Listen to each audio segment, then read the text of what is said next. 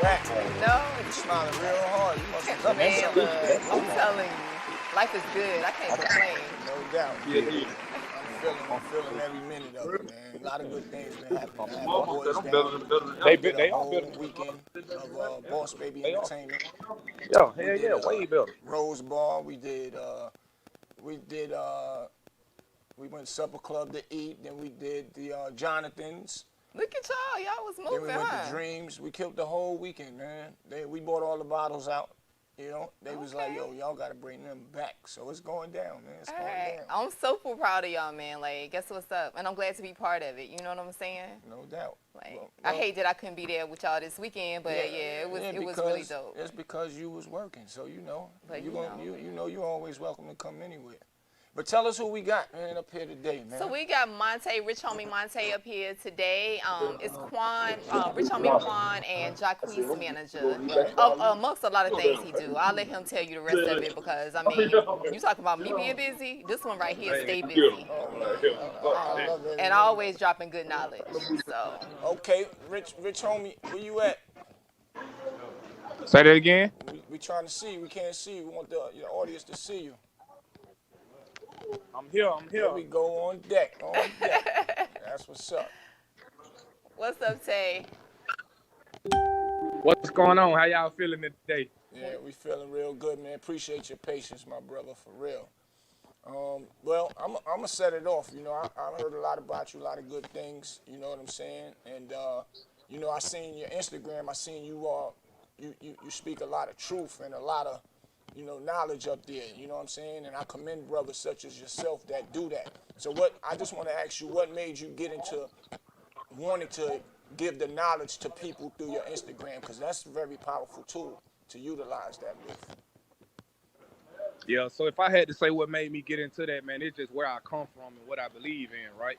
Right. So in life, you have to understand everybody got a calling. So with me, I done did so many different things in my life, from coaching to you name it, I done did it, you know what I mean? And then I decided a couple of years ago, if I was going to be on Instagram, I wanted to be on Instagram doing something, that's a little bit more positive and being able to be myself, because there's so much fakery on there, you know what I'm saying? So that's what I elected, you know what I'm saying? I decided, hey, man, you know what? I'm just going to give it to people raw and uncut, you know what I'm saying? I don't try to clean myself up when I do it. I talk how I talk, and I give it to people from a different perspective, because sometimes that's what we need. Right. You know what I'm saying? If I was getting on there putting my other voice on, people wouldn't really listen to it like that. You know what I'm saying? Right. I feel you. Well, another thing I could say, I see you are real family orientated. I see you with your grandmoms up there. Grandmoms, I can tell she ain't nothing to play with, man, for real. And I love that. I see how y'all don't play about her. Oh yeah. Grandma definitely wasn't nothing to pray with. R.I.P. to her. R.I.P. Grandma, man. But I love that. I love that about you as well, man. We need more brothers like you out here, man. That's what's going to make the youth turn into something positive with all this negative going on with our youth. That's right. Yeah, I'm trying to make y'all know y'all connection ain't that clear for me, so I'm trying to make out what you're saying. What I was saying was, we need more brothers out here that's like you, man. So, Grandma did a good job with you. R.I.P. to her. So, we need brothers like you out here that can preach to the youth to, get that negativity out of their system and reach positive. Definitely. Yeah, I couldn't make it out, bro. I couldn't make it out. Now you saying. Jonah, see if you can say what he just said for me.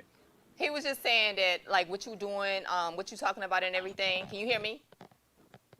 Yeah, you sound a little bit better, but not that much. You know what I'm saying? But you sound a little bit better. Okay, he was just saying that everything you're doing is very positive, and the youth need people like you, need more young men like you to be out here talking to them and letting them know like how to do things.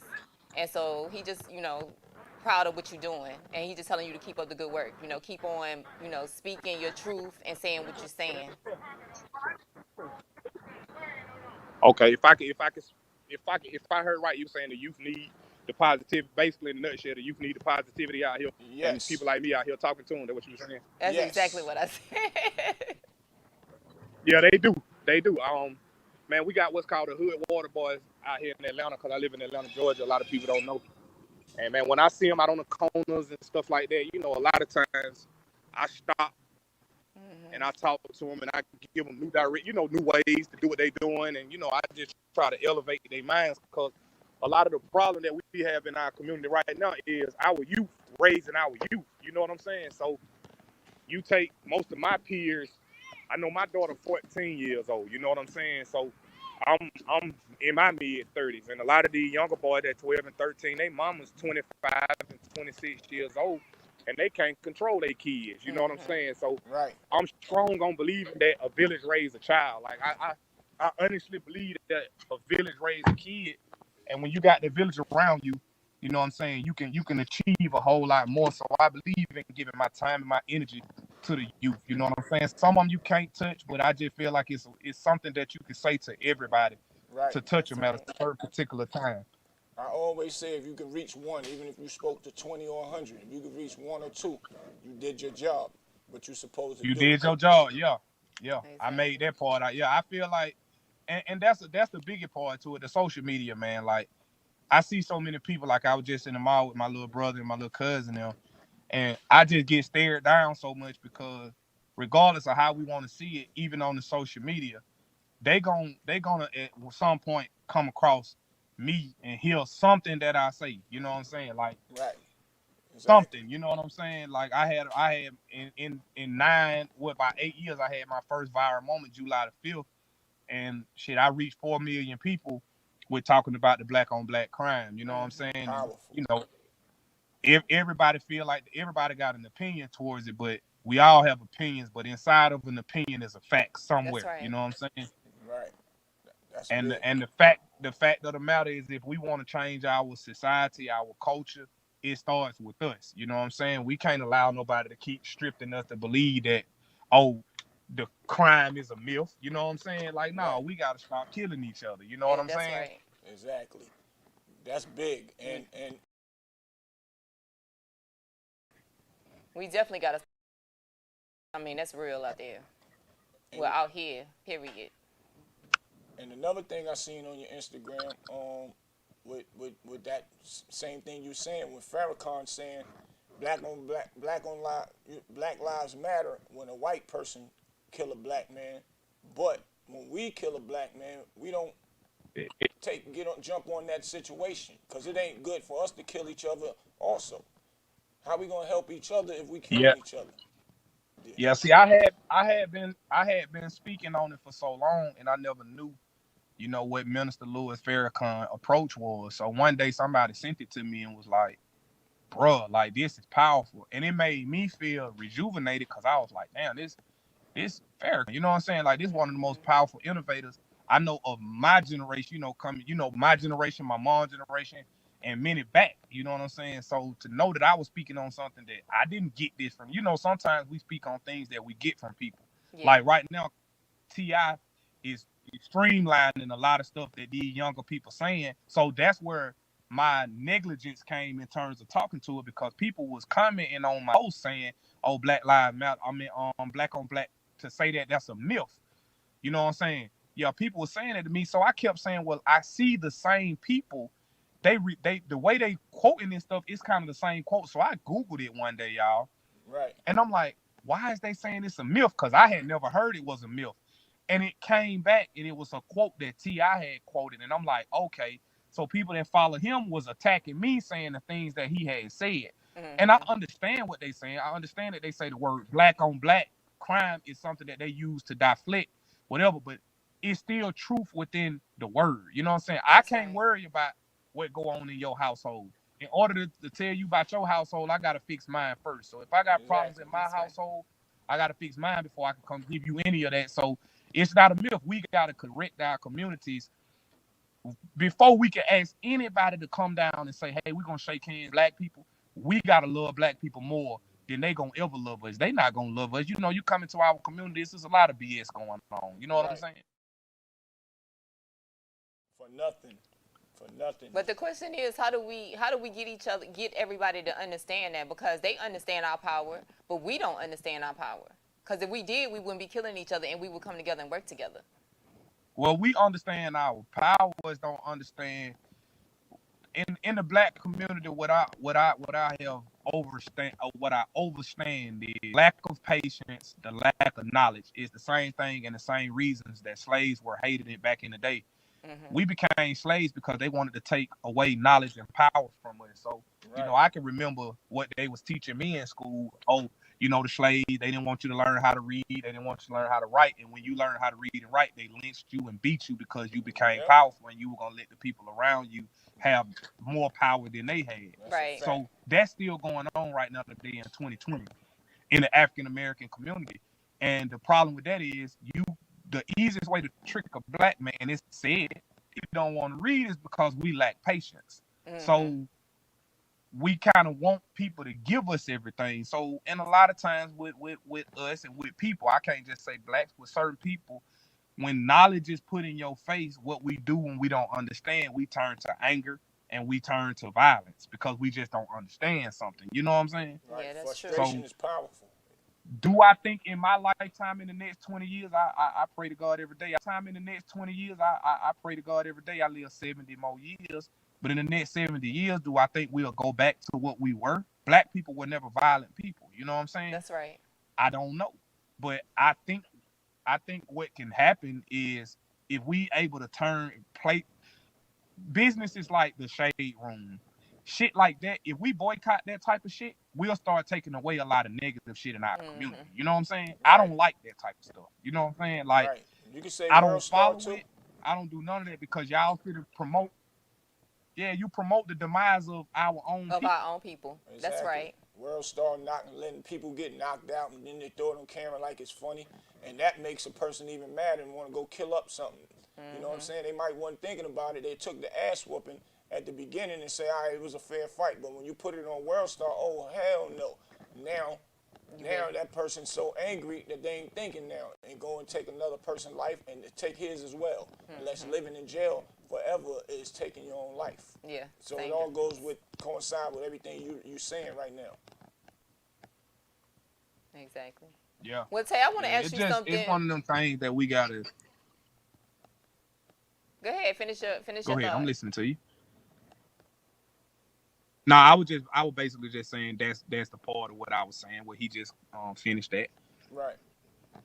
I want you to speak to, to our audience about COVID, because you see how the numbers are going up again, right? And people out here wilding, no mask and everything. And I know you can speak to us from a perspective of somebody who has had it. So, like, can you speak to the people about it? Because people ain't believing it is real. Yeah, people think I at one point when it first, when I first started hearing about it, I was like, man, come on, man, what's going on? Right. And I'm not gonna say that I didn't take it serious, but I felt like it was a conspiracy behind it. And in the light of anything that's serious is always something that we don't know behind it for the people that don't understand that. And I took it serious enough I got COVID and I was at home by myself, was isolating myself, and I still ended up with COVID. Something came over me one day that I had never felt in my life. Like, I done been sick before. I done had the flu. And I was one of them people that was like, hey, if you had the flu, we all gonna touch this virus at some point. Well, I sat in my house on July the 26th, and I just got real weak while I was driving. And the next day I went and got tested for it, and 2 days later they told me I was in critical condition. You know what I'm saying? And my diagnosis was COVID-19, SARS-2. It was SARS-2. So I spent a couple days at the hospital. My saturation got better. For those that don't know what saturation is, it's your oxygen levels in your body. And I bought an O2X machine, like they go on your finger, that they put on your finger to check your pulse and the oxygen levels in your body. Right. And me being a young black man that's athletic or whatever, it attacked me in ways that a lot of people that I still tell to today, even the doctors, was like, damn, like I went through every symptom of it. And when I tested negative, it attacked my immune system, my respiratory system, after it was negative. So it's a real powerful virus. And a lot of doctors are saying it's not even a virus, it's a bacteria. You know what I'm saying? Right. So, man, it's serious for the people that don't think it's, don't think it's real. Like, I lost my cousin 13 days into his. He had a blood clot in his leg that moved up to his heart. It was triggered by COVID. Like, it ain't nothing to play with. You know what I'm saying? Like, Right. you get the disease, yeah, they figuring out ways now. Well, I'm gonna say disease because that's what it seems like. Right. You Right. get it, they figuring out ways to help. Man, if we could take it a little bit more serious and people could isolate themselves, like I don't go nowhere without. I got masks everywhere. Like I keep them. You know what I'm saying? Y'all see when I first Yeah. got on, So I you had it got on. on. You know what I'm saying? Right. And it's something that we here in Georgia, our governor told us, like, I'm not shutting stuff down no more. This is something that's here to stay. We got to learn how to deal with it. And that's true.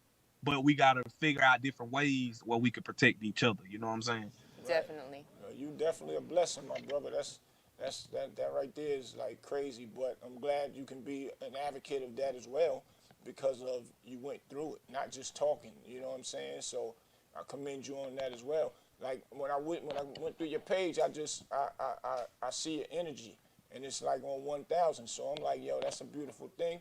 And Jenna, she picked the right person for this interview, because I'm a person that looks into people that speak truth and good things, and about helping and educating. So when I seen this one, I was like, yeah, it's gonna be a good fourth episode for us. So it's an honor to really meet you and understand your growth and your pain you went through and turned it into growth still. Yeah. So that's big, for real. Nah, I appreciate that. Like when Jenna asked me to do it, like I ain't gonna never. We had to go through some back and forth to figure out my timing because I be moving around so much. I actually got to go to a listening session now with one of my buddies on Right. it. Just started a label, but I'm always enthused about getting on and being able to spread things. And Instagram just one thing for me. I'm a real powerful person. You know what I'm saying? And I'm not Right. powerful by what I can touch. I'm powerful by my beliefs and what come out my mouth. You Right. know That's what I'm right. saying? And everything that come out my mouth is something that I've been through. It's something that I done lived. And I feel like I can touch people because, we all got a story. And I just recently, about 2 years ago, had to start understanding that because I was one of them people that felt like I'm the only one that been through this. You know what I'm saying? But Right. every human being go through something at some particular point in their life. You know what I'm saying? Like, it's people out here that lost limbs, legs, or all of the above. It's people get Right. shot every day. I done been shot. I used to feel like, man. But it's people that go through it. People lose their lives. They ain't got the story to tell no more. But I do believe in the afterlife, and I do Right. believe that we all done been here before. That's how the world keeps cycling and standing on this pivot. So Right. and whenever somebody asks me to speak, I speak. You know what I'm saying? Like I talk. And I'm always oblivious to be able to get the opportunity to speak on anybody's platform. I don't turn down many, man. Nothing is too small, nothing is too big for me. You know what I'm saying? That's big. That's what's up. And another quick question. I see you look like you're into the cars and building motors and all that stuff. Did I see that correct? Yeah. I'm a car enthusiast, man. Like I've been messing with cars all my life, so Right. I'm one of them people that take $20,000-$30,000 and put it in a motor. Man, no doubt. Yeah, shoot. The kids can learn a lot about that too. Keep them busy. Keep them doing something that's positive. And Yeah, that 30,000. it's not many African Americans that know how to do it. Right. Yeah, it's not Exactly. many African Americans that know how to build motors and get into the engineering of cars. Like I could build a whole car from scratch. Right. That's big. That is. That's big. And I seen that. I'm like, oh, homie is on Yeah. some real movement right now. Building a car like Yeah, that's that. one of my secrets though. That's one of my secrets. I just started really exposing it on the internet. Like I think like 2 years ago, I put up a picture of me and my old auto mechanic teacher, and I Right. was like, you never know what kind of book you judging. You know what I'm saying? Like That's right. you see me in the cars, people see my cars at different shops and stuff like that, and I'm from the projects, so a lot of times the things that I put out and the things that I overcame, like I can't brag about none of it. Like even though we take bragging as a negative, bragging and still have a positive behind it. That's just like ignorance. Like when we say Exactly. ignorant, people think they automatically think the negative to it. But it's a noun and a pronoun, you know what I'm saying? And it's an Right. adjective, all of that type of stuff. You know what I'm saying? Everything has a double meaning to it. So, I like to brag sometimes to be able to enhance and manipulate the younger Yes. men to feel like, Exactly. man, I could work on cars. You know what I'm saying? Like Exactly. I could do that, I like, could cause do the it average better. I person, could do like, it man, I don't better. know nothing about that. Yeah, you don't know nothing about it cause your interest. Right. Exactly. And I'm glad that you said that, because we come from the streets. We've been there, done a lot of things, well, such as myself.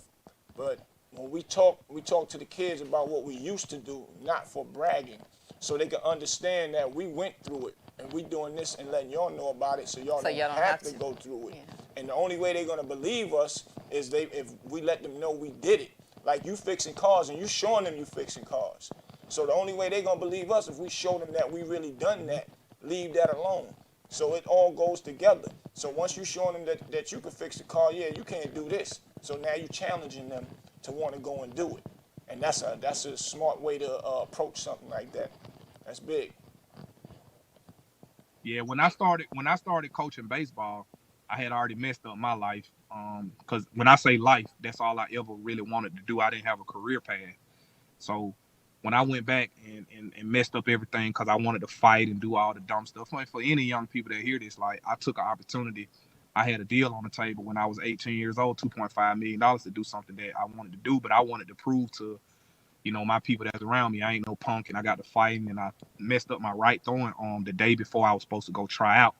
Wow. And long story short, man, when I got into coaching, I got into coaching because I could relate, and I felt like the boys would be relatable. So my coach was a relatable coach, and he played for the Expos, and he did his thing. But he would get out there and he ran with us and did everything. And I was like, man, you know what?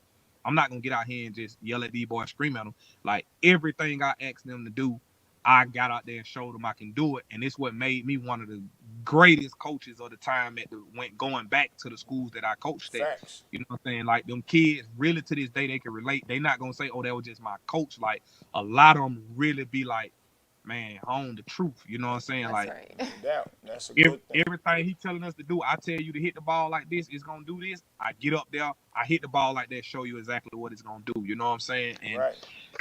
it just, a lot of stuff in our community is mistaken to be like, a lot of people tell me, "Oh, you showing off." Like I get real. That make me cringe. Like I go to Top Golf. I know I'm athletic. If you with the wrong group of people, and that's something else that we have to realize as black people too, like we criticize too much. Mm-hmm. We criticize for things that we don't understand, man. It's like Right. you'll sit on there and give Tiger Woods and all them praise, but your Right. brother go outside and learn how to do it, and when he start doing it, you'll say he's showing off. And when Mm-hmm. you do people like that, it make people go in the shell and they be afraid to put stuff on the forefront. The only thing we Right. look up to is people that then made it to the professionals. Like that's all we look at. You know what I'm Right. saying? But those Right. they regular people. You know what I'm saying? Exactly. That's true. Just on TV. That's all. That's it. That's a fact, That's bro. it.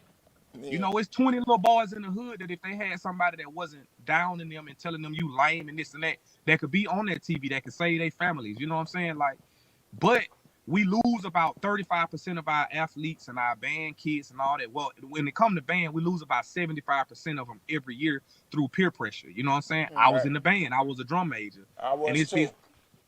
That's crazy. yeah, Man. yeah. Oh, you lame, you lame, you lame. And I hate that, man. I tried to start a movement to recreate that in my city, but it's like the government not willing to give any assistance around here in terms of it because they try to make it like education means something. But this what I know. I know that if you give a kid something to look forward to behind education, you educate them more. That's right. Exactly. Exactly. You It know seems what I'm like you saying? should be able to get a grant for that, though, Tay. Some type of It grant. Yeah, I got impatient with it. I ain't gonna lie, because it started to be hard when I was doing my Better Men program back in the day, and I had the owner of the company I used to work for. He was gonna donate like $500,000, and then the music kicked off, and then I end up getting hurt, and then they end up giving me a FMLA leave of absence, and I didn't have no more faith in the man at that point because I was like, well, and he didn't know nothing about it. But Right. it was hard because I want all the schools to be like they was. Like Drumline was about my school in Southwest DeKalb. That's what the reason the movie was made. It's a culture thing. Like Yes. band is a cultural thing. Like that's Definitely black is. heritage. Yes. You know what I'm saying? It is.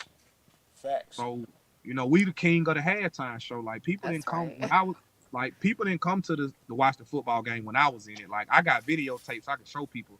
300 people screaming Monta. Right. No doubt. No doubt. Like God I sent went you to on the another Nation's Day path. parade. God's still working with you. You know what I'm saying? Which is a beautiful thing. That's right. And another question: how did you get into management? You manage Rich Hommie Quan and you manage Jacquees. Definitely. How did you? I got into get into? I got into management by default, if I must say. And a lot of people, you know what I'm saying. I'm glad you asked me that question. And I'm gonna take the time out to explain it. Quan was one of my baseball kids that I'm telling you when I started coaching. So in 2004, 2003, I went to the park, Gresham Park here in Atlanta, and I used to talk to his mom and stuff because he could play. And she was talking about sending him to another school because his brother went to a school closer to, where they were from. Right. And Quan's grandma lived in the area of the school. So, I begged his mom, like, bring him up there with me. I got him. Well, she brought him there. He was real shy. He was real timid. I didn't know nothing about music when it came to him. Like I say, I always wanted a little brother. My little brother was detached. We got the same dad, different moms. So we didn't get in each other's life till we was 18 years old, but he was real detached from me. Right. So I always felt like I wanted to have like this little brother. So Quan became my little brother, through my mentorship program and stuff like that he didn't even know I had at that time because I didn't want to scare him away. Mm-hmm. And he took to me real well. And a lot of people used to say we looked alike. So, his junior year, he started slacking, started smoking, doing stuff like that. And I went to him one day and I was like, man, you need to be on the field. What you doing? And he was like, man, I'll be out there tomorrow. The next day he wasn't there. The next day he came out there and I could just tell someone right with him. So the next day I called him, 3 days period, I called him at the top waiting on the ride. And I was like, what you doing? And he was like, man, I've been rapping. He was talking real fast. I'm like, rapping? And I ain't gonna lie, I tell the world this. I was like, man, damn, I got mad. Like, you rapping? Like, man, come on, man. Like, everybody want to do that. And at that point, I told him, I was like, look, man, whatever you want to do, I'm behind you. So after he graduated, his mom called me because he had been at this studio and dudes had got shot at the studio. And she was like, hey, can you find him somewhere else to record? So me personally, I went out and bought a Lexicon Pro with Cubase on it. I learned how to engineer him. He taught me how to do certain stuff, and we would sit at my apartment in the Madison at Waterford was the name of the apartments, and I turned my pantry in the kitchen to the booth. Wow. And we would sit there and just record, and he made magic there. And a year later, probably a couple months later, he got arrested. You know what I'm saying? A lot of people hear that story. And he did 15 months in the county jail. And when he got out, we met Teaser, which was our old CEO. And Teaser had a studio and put the money behind him. And at that point, a lot of people don't know this, and I tell people, I give everybody something different about me. I went to Phoenix University online to try to take up classes because I didn't want to be able to mislead him when I knew that it was serious. Like, man, let me stay here. And I couldn't take it no more because the stuff that I was learning, my uncle was Al. He was one of the people that helped with Uncle Luke back in the day. Like, my uncle used to hang with them. It's my uncle-in-law. He used to hang with them back in the day. So I had been around music, you know what I'm saying, and been around certain stuff. So I always had attorneys and stuff I could ask questions. So me personally, I tell the world, anything you get into, if you learn how to have patience brings perseverance. So when I got in it, I was just like, if I didn't know something, I'm this type of person like a spelling bee. I ask you to explain to me what you're talking about. Right. Mm-hmm. And once you explain it to me, I started breaking stuff down. And then I went and learned how to read contracts. That's what 90% of people don't know how to do. Right. And I learned how to read contracts. And once I learned how to read contracts, I became one of the best negotiators ever. Me and Quan Daddy, like Corey, we some of the best I heard negotiators. his father run with him a lot. One of my friends used to do security for him. You ever knew Shelton? You say what, bro? One of my friends used to do security for him when y'all was running when he had his first. Who you talking about, Shell? Shell, yeah. Oh, that was my man. Like, Shell could tell you a lot about me. yeah, that's my family. He from Harlem. I'm from Harlem, no doubt. That's big. Yeah. Shell was with us for a long time, man. I see him sometime. He was out there with the Migos, and he was with Gucci at one point. Yeah. He make his moves, and he try to stay humble, and all that. He a real humble dude, brother. I love him to death. You know what I'm saying? We had our differences. Me and him, we did have some differences at the end. Right. But that's the biggest part about life that I talk about with black people. Like, and I can speak on it even with Shell. Like, he did some things that was like, man, I can't believe he did that. He hurt me. I ain't gonna lie, he hurt me. Right. But to this day, I learned how to just forgive. You know what I'm saying? Right. Like, matter of fact, let me say move on, because I don't believe in forgiveness, because forgiveness is a word that we use to streamline, because it's hard to say I'm gonna forgive you for something that I never forget. Right. No Like, doubt. I feel you. That's I real. feel you. you know, if I'm gonna continue to always I dwell on stuff. So if I ain't gonna be able to forget it, I can't forgive. Right. That's That's a right. fact. That's big. You just taught me something new. That's how I feel. Though. I don't know about forgiving certain people, but I can just move forward. That's good. Yeah, we could just move on. We can move on, and Right. saying I forgive you is something that we put on the Lord. Like we say, oh, the God is forgiving or whatever. But you Right. know, when it's time to enter them gates, like some people be denied if you have the Right. HD. You know what I'm saying? Exactly. So how did you meet Jacquees? I did work with Jacquees as well. Do you remember Music Moguls? Yeah, I met Jacquees. I met Jacquees when we started dealing with TIG back in 2011. We started Okay. dealing with Fly. 2011, Fly, 2012, and yeah. Fly was managing Jacquees at the time.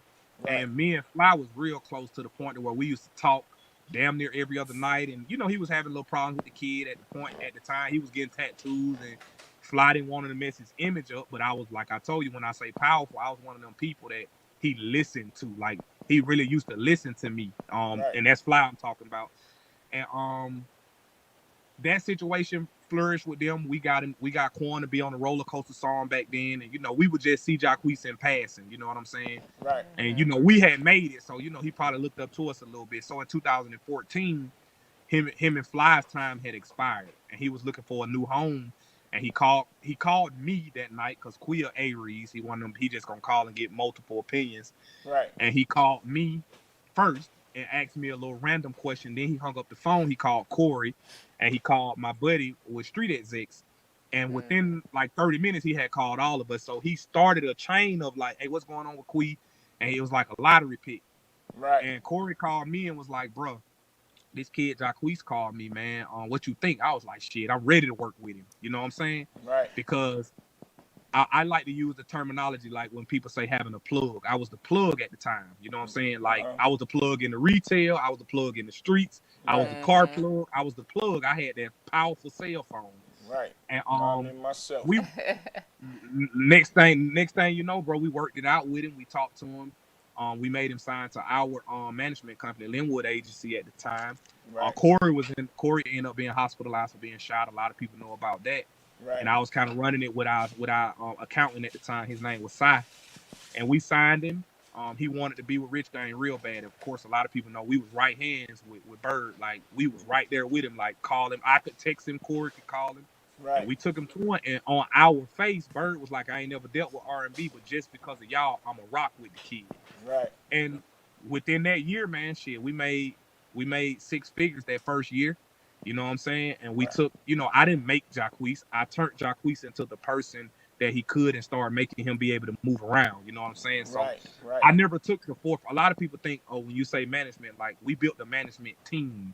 So I handled the touring and booking, and like co-managed. Jonathan was his primary day-to-day manager. We had problems with that, and I pushed for Jonathan to be back in his main position, because he had been there, and I didn't want to never take away from that. You know what I'm saying? Right. And That's here real. we go in 2020, and he one of the biggest R&B artists right now. You know what I'm saying? That's I put him on his first tour.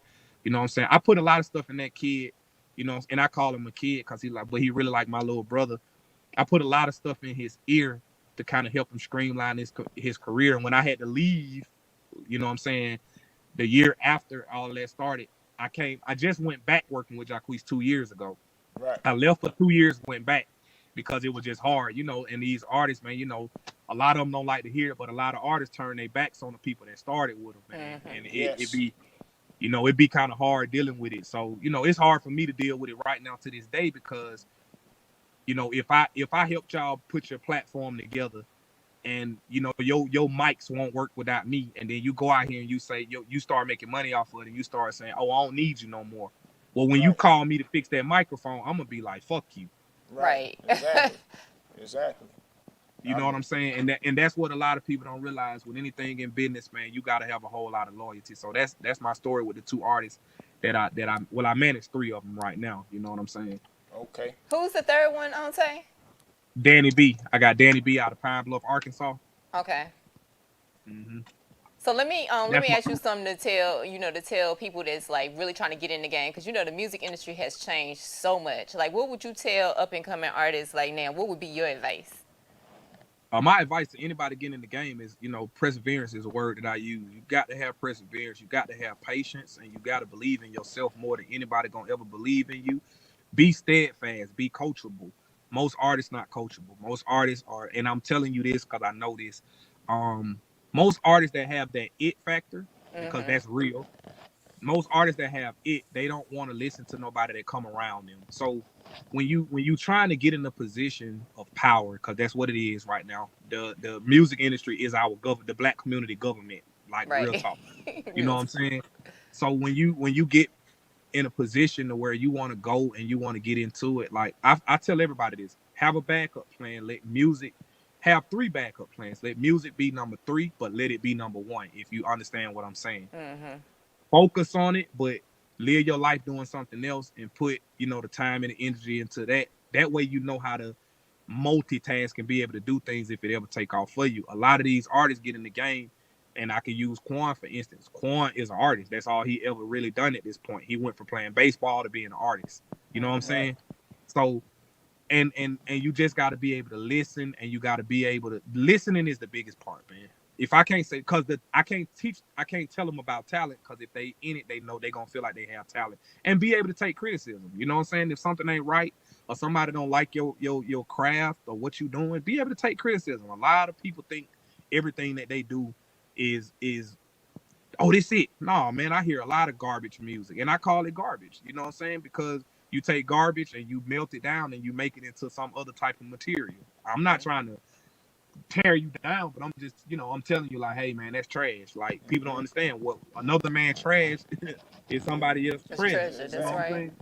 That's a fact. So, that's my advice to any up and coming artist, man. Just have perseverance and have patience, and that'll do you a whole lot better than being upset, being mad, dumping all your money into it. Some people want it so bad they don't even understand how to not want it. No doubt. That's true. Exactly. That's facts, man. It's like a woman. Like, I done had some women in my life to where I made it. I let you know that I liked you, and I backed up, and I just wait 2, 3, 4 years. You know what I'm saying? Like, I might smile one day. She might, if it's really meant to happen, she gonna see me. Right. Exactly. But if I keep pushing, pushing, pushing, she gonna be like, man, this nigga crazy, or he Right. seducing, or he annoying. Thirsty. Right. Nah. Right. Facts. Yeah, you speak some truth, my brother. For real. Like I said, it's definitely a pleasure, pleasure. And yeah, we know you got to run and take care of your business.